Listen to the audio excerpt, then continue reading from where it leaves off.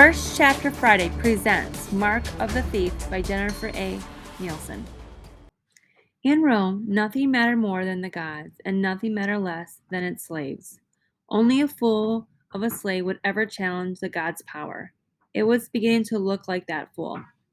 I was a slave in the mines south of Rome, and generally speaking, I did my job well. I worked hard and kept my head down, even took orders without complaint. Unless it was a soup order, one that risked my life. Then I was just as happy to ignore it. "You'll do as I say, Nick." Sal's anger echoed inside the underground chamber. "I've tolerated your disobedience far too long." Tolerated, I snorted.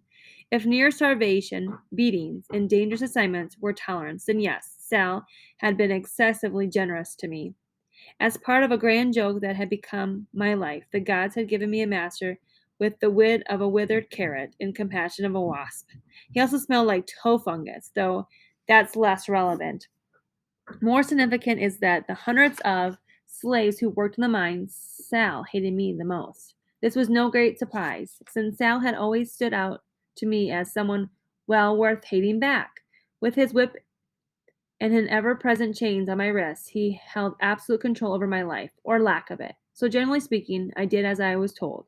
But I would not obey his ridiculous order to explore our latest discovery, a cave believed to contain Julius Caesar's lost treasure. The deep shaft had accessed the cave that had killed the first miner to enter. The second man, a friend of mine named Fidelis, was in the corner muttering incoherently and gnawing at his fists like a dog at his bone. Maybe the air was bad, maybe the cave was haunted, or maybe the gods just didn't want us mining there. I didn't know. I didn't care. I wasn't going inside. Or maybe I was getting what I deserved. Earlier that morning, I had deliberately dropped sand into Sal's drink. He was still coughing up grains he swallowed. I felt no guilt for what I had done. Sal was getting what he deserved, too. My only regret was the worry I often caused my sister, Livy, who also worked here at the mines. She was only a year younger than me, but when our mother was sold away from us, Livy became my responsibility. She wasn't allowed in the mines itself, but since our discovery yesterday, rumors had spread all over camp. She knew this was my work area and would wonder whether or not I was coming back. Actually, I had the same question. "No, Sal, this is a waste of lives."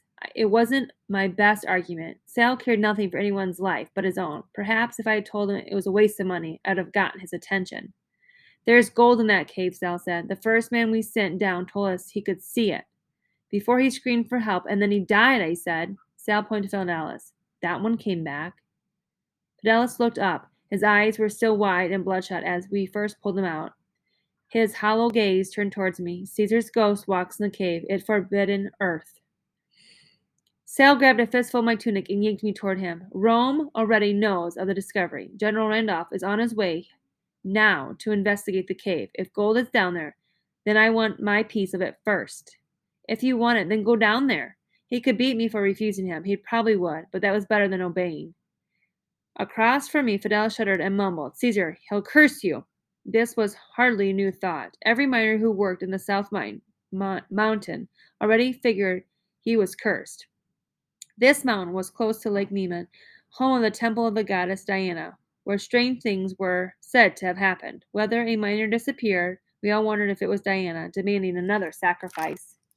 "Enough disobedience!" Sal shoved me into the arms of his guard. "Toss his body down there and get me another slave." I heard the slice of a knife being drawn from the sheath, but I had no intention of dying the hand of that swine, so I spread the chains around my wrists as wide as they would go, then dove my elbows into the guard's gut and bolted for the tunnel exit. Sal and the guards collided to chase me, but I had worked his tunnel for 5 years and knew it better than anyone. I brushed past a couple of miners as I ran, and then behind me I heard Sal yell for them to get out of the way. I slowed enough for the guard to see me take a sharp left down a dark corridor, then ducked into an even darker crevice, pressing tightly against the wall. The guard ran right past me with Sal on his heels. I wasn't free yet, not even close. I still had to make my way through the rest of the tunnel, then find Livy in the camp. I always knew eventually we'd escape this place. Today seemed as good a day for freedom than any other. Just as I was about ready to dart from the crevice, a shadow of 2 men entered the tunnel, and their voices low. They ducked into a smaller tunnel, only inches from me. The men were Roman soldiers, and were obviously from their red cloaks and their leather boots. They were likely more decorated ones than General Randolph, who had come earlier than expected. Inside the crevice, I grinned. This was exactly what I needed. Randolph would distract Sal, giving me a chance to get away. The man with the deep voice spoke first. You wait here at the entrance. I do not want anyone in these tunnels until I'm finished. Yes, General Randolph. And are you sure about this? Emperor Tactus will have your head if he finds out. Randall laughed and felt the dark tunnel. The Emperor fears me more than I do him. Besides, he won't know about any of this until I'm already in, and by then it's too late for anyone to stop me. I'll crush his empire in my fist. Assuming this cave has you been looking for, his companion added. Randolph's boots stepped even closer to where I hid, and though he lowered his voice, I heard a treacherous word.